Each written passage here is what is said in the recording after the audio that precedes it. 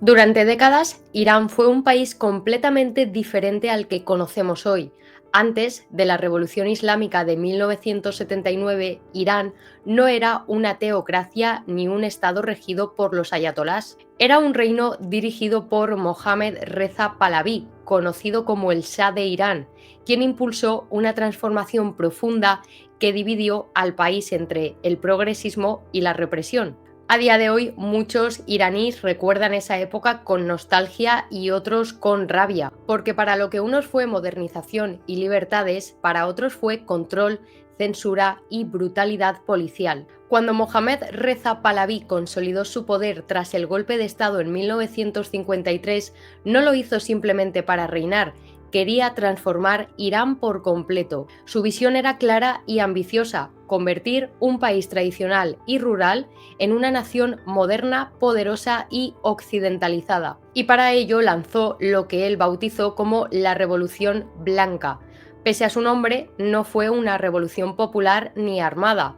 Fue una serie de reformas desde arriba, impuestas por decreto, diseñadas para cambiar la estructura social, económica y cultural del país. El Shah quería romper completamente con el pasado, neutralizar a los clérigos chiíes y consolidar su imagen como un líder ilustrado ante el mundo. Entre las principales reformas destacó la reforma agraria, que expropió tierras a los grandes terratenientes para entregárselas a los campesinos. Esto buscaba reducir el poder feudal y ganarse el apoyo del pueblo, aunque en la práctica generó caos económicos en muchas zonas rurales. También impulsó una fuerte inversión en educación y alfabetización, construyendo miles de escuelas por todo el país y enviando unidades móviles para enseñar a leer y escribir a las zonas más remotas. Además, se promovió el acceso a la sanidad pública, se fomentó la industrialización y se intentó reducir la influencia del Islam en la vida cotidiana. La modernización era bastante visible, sobre todo en las grandes ciudades. Nuevos barrios, rascacielos, carreteras, universidades, centros culturales y hasta una industria cinematográfica emergente. En muy pocos años, Irán pasó de parecer una nación premoderna a tener aires de metrópoli europea en Teherán o Shiraz.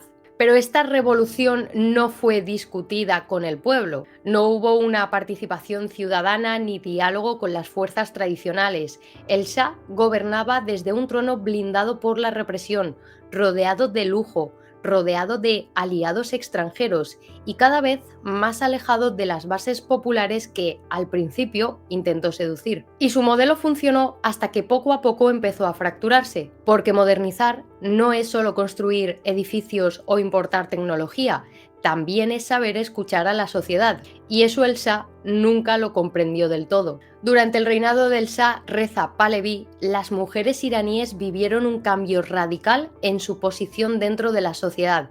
En apenas 2 décadas pasaron de estar relegadas al ámbito doméstico y religioso a convertirse en protagonistas visibles de la modernización del país. Uno de los cambios más simbólicos y revolucionarios fue el derecho a voto, otorgado en 1963, dentro del paquete de reformas de la Revolución Blanca. Las mujeres no solo pudieron votar, también se les permitió presentarse como candidatas a cargos públicos. Esto rompía completamente con siglos de marginación política y religiosa, pero el cambio fue mucho más allá de las urnas. Las mujeres accedieron a la educación superior, ocuparon puestos de trabajo en la administración, en la sanidad e incluso en la diplomacia. Había mujeres médicas, abogadas, científicas, profesoras, universitarias, algo impensable en la mayoría de países musulmanes de aquella época. En las ciudades, especialmente en Teherán, la transformación era visual y rotunda: minifaldas, maquillaje, pelo suelto, cine, música, moda occidental. El uso del velo ya no era obligatorio e incluso promovía la imagen de la nueva mujer iraní como moderna, instruida y libre.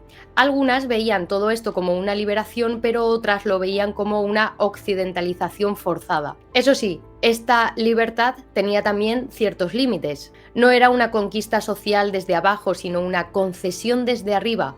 Las mujeres tenían derechos, pero siempre y cuando no criticaran al régimen. La censura, la vigilancia del Sabak y la represión política también se aplicaban a las activistas feministas o a las mujeres que reclamaban más igualdad real y menos apariencia. Además, fuera de las grandes ciudades, en el Irán rural y tradicional, la realidad era otra. El patriarcado seguía intacto, muchas niñas no iban a la escuela y el peso de la religión seguía marcando la vida femenina con fuerza.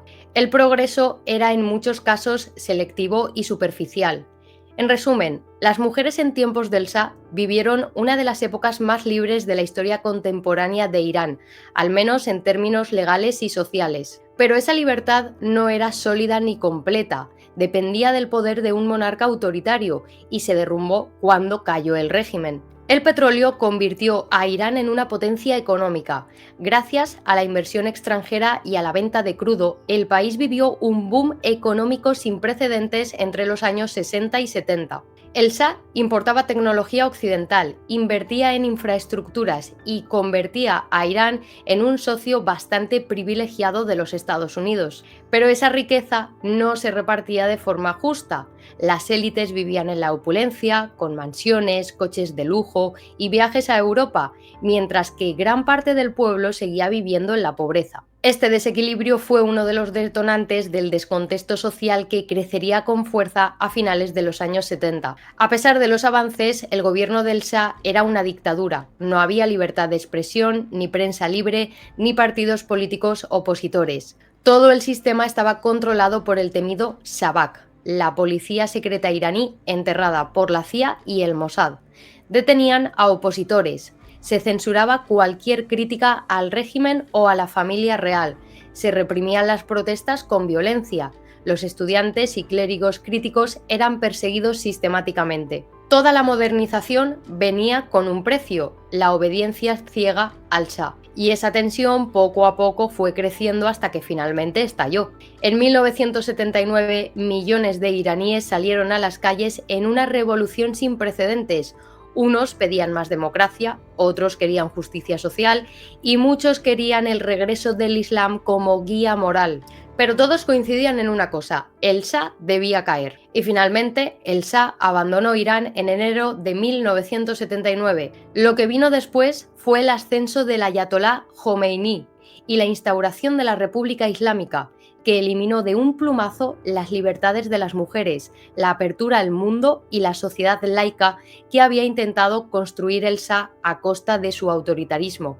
Como veis, el Irán del Shah fue un país modernizado, occidentalizado y económicamente fuerte, especialmente en las grandes ciudades.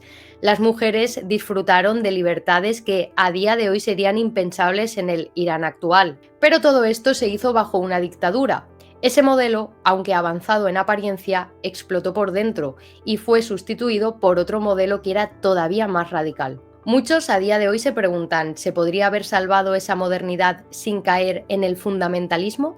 O quizás fue precisamente esa modernidad impuesta desde arriba lo que acabó alimentando la revolución islámica. La historia no nos da segundas oportunidades, pero sí que nos da lecciones. Pues bien chicos, hasta aquí el vídeo de hoy, espero que os haya gustado. Si es así, dejadme un like, que ya sabéis que vuestros likes y comentarios me ayudan muchísimo para que el canal vaya creciendo, y me gustaría saber si conocíais toda esta historia. Quiero saber si, bueno, pues pensabais que Irán había sido de siempre como es ahora, o si conocíais el tema. Así que os estaré leyendo a todos e intentaré contestaros a todos. Muchas gracias y nos vemos en el próximo programa.